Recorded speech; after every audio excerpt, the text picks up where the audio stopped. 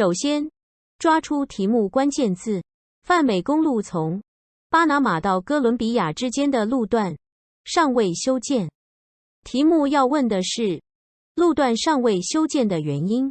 先依据右图分析未修建的路段位置及其环境特征，再判断4个选项何者符合。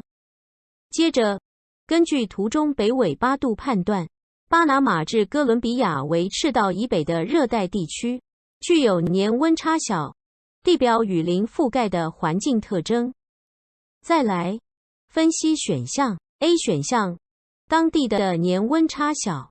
B 选项，当地属于热带气候区，有热带雨林分布。C 选项，未修建的路段并非在运河段。D 选项，因纽特人多分布于北美洲北部，故正确答案为 B。